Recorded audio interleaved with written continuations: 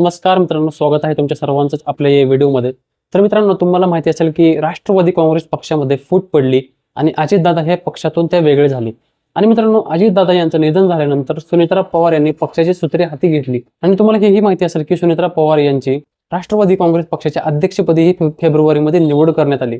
तर मित्रांनो, आता याच निवडीला राष्ट्रवादी काँग्रेसमधूनच एक गुटबाजी तयार होऊन सुनेत्रा पवार वर्षे तटकरे आणि प्रफुल्ल पटेल असा सुप्त संघर्ष तयार झालेला आपल्याला आता पाहायला मिळत आहे. तर समजून घेऊ ही संपूर्ण स्टोरी काय आहे. परंतु मित्रांनो, याआधी तुम्हाला एकच विनंती आहे की तुम्ही हा व्हिडिओ प्लीज पूर्ण बघा आणि आपल्या व्हिडिओला लाईक करा आणि आपल्या चॅनलला सबस्क्राईब करायला विसरू नका. तर मित्रांनो, सुनेत्रा पवार यांची अध्यक्षपदी झालेली निवड, तर आता याच निवडीला पक्षातील नेते म्हणजेच सच्चिदानंद सिंग यांनी थेट वकिलामार्फत नोटीस बजावून सुनेत्रा पवार यांच्या अध्यक्षपदी झालेल्या निवडीला आव्हान देण्यात आलेलं आहे किंवा आक्षेप घेण्यात आलेला आहे असं आपण म्हणू शकतो.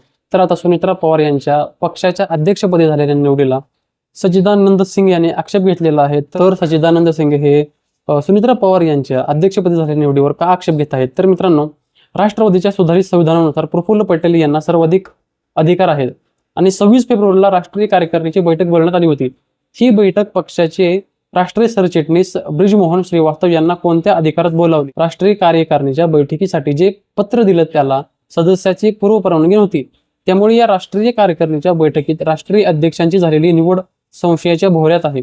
राष्ट्रीय अध्यक्ष सुनेत्रा पवारांची निवड प्रक्रिया पूर्णपणे अवैध आणि बेकायदेशीर आहे. सुनेत्रा पवारांची निवड रद्द करून पुन्हा नव्याने निवडणूक घेण्यात यावी. स्वतंत्र आणि निष्पक्षपाती निवडणूक अधिकाऱ्यांच्या देखरेखीत निवडणूक व्हावी आणि घ्यावी. नवीन निवडणुकीपर्यंत राष्ट्रीय अध्यक्ष आणि पदाधिकाऱ्यांची यादी रद्द समजावी असं सच्चिदानंद सिंग यांनी म्हटलं आहे.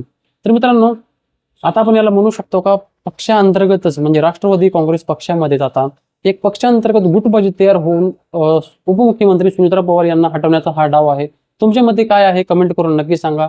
आणि असेच व्हिडिओ बघण्यासाठी तुम्ही आपल्या व्हिडिओला प्लीज लाईक करा, चॅनलला सबस्क्राईब करा आणि सोबत असलेल्या बेल आयकॉनला दाबायला विसरू नका. तर मित्रांनो, भेटूया आपण पुढच्या व्हिडिओमध्ये. तोपर्यंत धन्यवाद.